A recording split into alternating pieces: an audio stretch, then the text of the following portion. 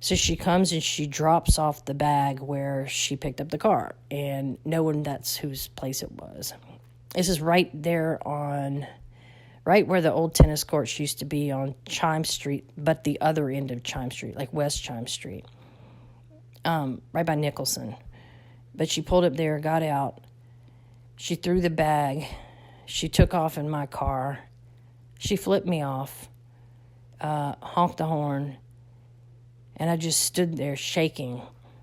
Like, 'cause it was weird. Like, that's not my mom. That's not how she acts. She's never, ever treated me like that. Like, it would, just try for a split second, and I really sincerely mean what I'm saying right now. Try for just a minute to feel that. Take the person that loves you the most, and all of a sudden they not only rip their love away from you, they're kind of mocking you and making fun of you. That's painful. And I'm not saying that again to act like the victim. The reason I'm going into details, because there's so many people out there in my shoes, in the shoes I was in back then. And I don't want that for anybody. It was horrible. And I'm not trying to make my mom look to be the bad guy. She just didn't know how to process any of it. She was struggling too. So she left, and I sat on the porch and I started reading the letter. And to this day, and I still won't share what all was said in it because it was so humiliating. It made me feel really gross and like bad about myself, and the guilt and the shame were, I call guilt and shame the twins. They go everywhere together. I felt nothing but guilt and shameful about who I was and disgusted with myself. It was horrible. And I'm just struggling, right? Like, this was right before Christmas that this all happened. And so I went back to my dorm, and I just walked campus and numb. I was at that point I was numb. I was like a zombie. I was actually in autopilot, just walking. I could see my feet moving, but I couldn't feel them moving, and I was observing my surroundings without really feeling like I was in the surroundings. And that's trauma. That's what trauma does to you. And I got back to the dorm, and I tried calling her, and she didn't answer. And the next day, this was like just a couple of days before. This was a couple of days before. No, was it? I'm trying to think of the date.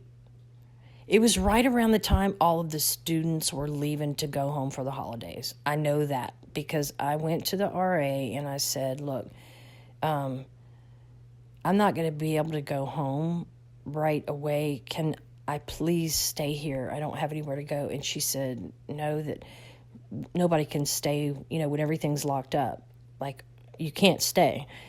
And I said, I don't have anywhere to go. And she knew, she was cool. She knew, just like everybody on my floor, that if you go to the back of the building and you stand on this chair that we all kept hidden behind a line of trees, bushes, that you could step up, and if you left your dorm window unlocked, you could crawl in. Everybody knew it because that's what we did.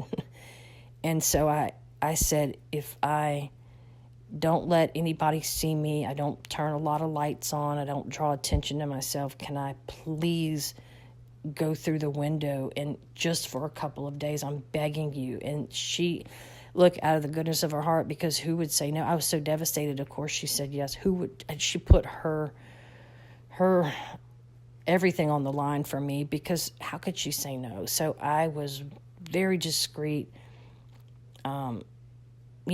I snuck in, and I didn't go back and forth, in and out, and I didn't do that. I would go in at night just to sleep, and then I'm terrified somebody's going to come in, or, going to see me or something, or I didn't want to get kicked out. So I'd come in late, and I'd go to sleep, and as soon as the sun, or right before the sun's coming up, I would go back through the window, and I would just walk around campus. You have to understand, too, I was in such a fragile state then. I felt so fragile. I felt so raw. I felt so sad.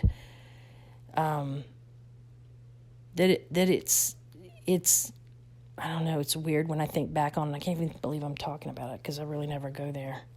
But I would just walk, and I had my Walkman. There's a cassette player Walkman with my headphones, and I would carry 4 extra batteries in case I needed them.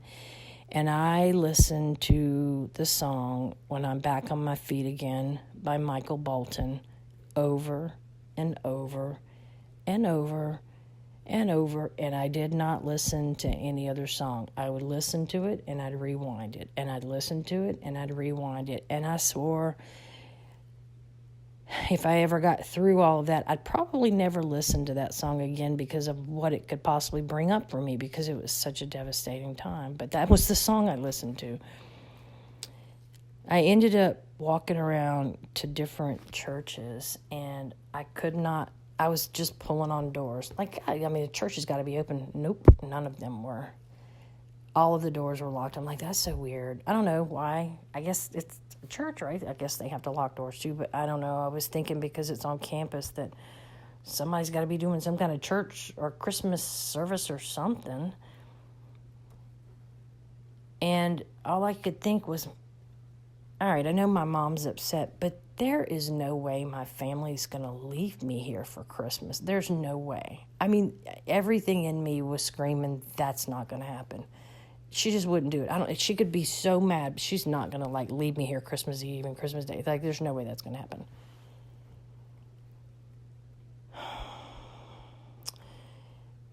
You know, I had left a message that I was walking around campus. Like, I think back on it, I'm like, it's humiliating because I'm, like, begging like a baby on the answering machine. Mom, please come get me. And I'm telling her where I am. And I don't know. I don't know why. I just need to talk through it. There's so much shame, I guess you can feel that. But it was terrible. But they knew where I was. And my point is, I didn't think that it was going to happen the way it did. And so I ended up going to all these churches. They're all locked. Let me go backwards, y'all. I missed the big part because my dorm window got locked. That's why I was looking for a place to sleep. I left that part out, sorry. This was Christmas Eve morning. Was it the morning or was it the day before? It doesn't matter. I think it was Christmas Eve morning.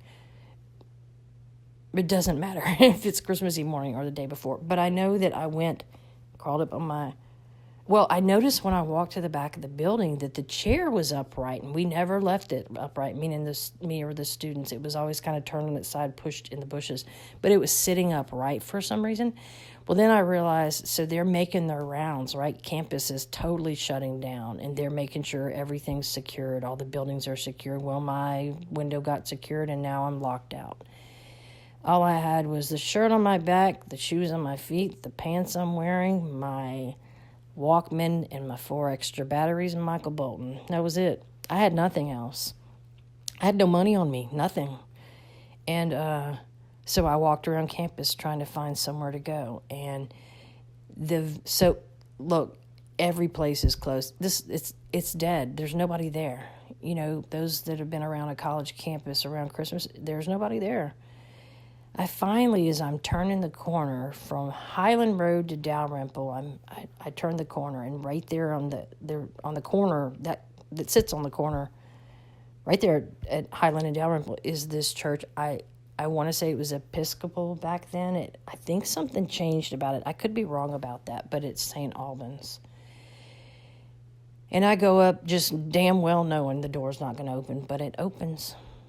And the relief that I felt was like, the relief I felt, I can't explain it. I can't explain it. I think it was like this weird feeling of being closer to God. When you can be close to God in nature, you can be close to God anywhere. But I felt like I needed to be held by someone, something. I don't know. I needed to be in this sacred space. This place was beautiful. And when you walk in the door, you can see straight ahead, and there's this massive, like, portrait of Mother Mary, and there's lights at the very front by the pulpit, but everything else in the church is dark. It was beautiful. It was like shadow, effect. It was just gorgeous. And I walked up the aisle, and I got up to where Jesus and Mother Mary were, and I was on my knees, and I was sobbing. I was literally crying through my soul. Like, I was so depressed. And I was begging them, like, please get me through this, please, please. And as I'm begging, I hear a door open, and it freaks me out. And I'm, like, panicking, what's going on? And it was this squeaky door. I remember that like it was yesterday. Well, I didn't know that priests live on the property. I thought it was a loan. And here comes this priest, and he says, "Ma'am, are you okay?" And I'm trying to suck it up by this point. I said, "Oh, gosh, I'm so sorry. Yes, sir. I didn't know you were here. I'm so sorry." He's like, "No, it's okay. You can sit. It's okay. You can be here." And he said, "I'll be over in here. If you need something, let me know." Well, so I quieted down my sobbing. I was embarrassed. I felt so raw. I was like teeter-tottering that if I had a bus to jump in front of, I probably would have done it. But I was just begging. I was praying. I was tired.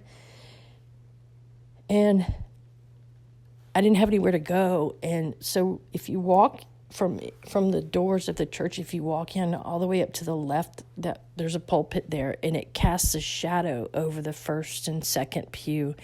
And I laid down on the floor, and where I wouldn't be any kind of in any kind of light, and I laid on the floor, and I prayed. It was Christmas Eve. I do know that because I kept thinking, Dad's gonna make Mom show up tomorrow. Like, I just wanted to be with my family, and at the same time I wanted to die.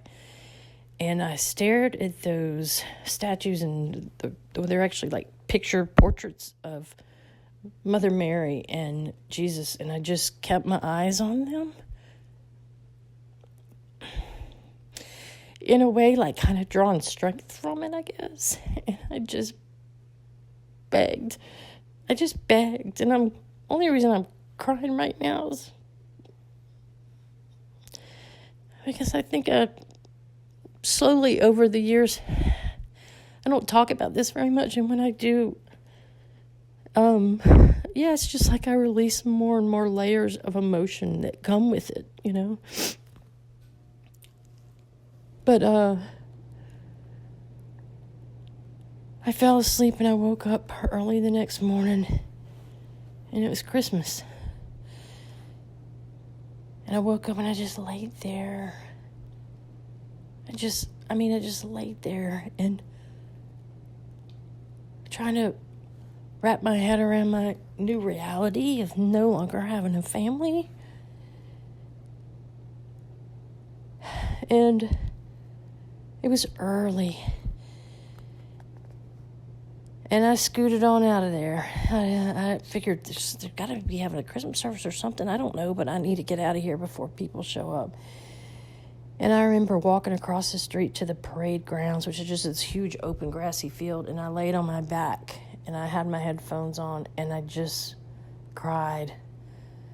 I cried until I had no tears left.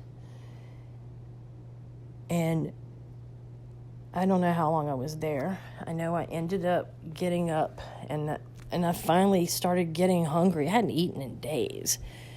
I'm like, then it hits me, what am I going to eat? So I ended up walking over by Chime Street, and there's a cafe. It's been there for years. Anybody that knows the area, they know Louis Cafe.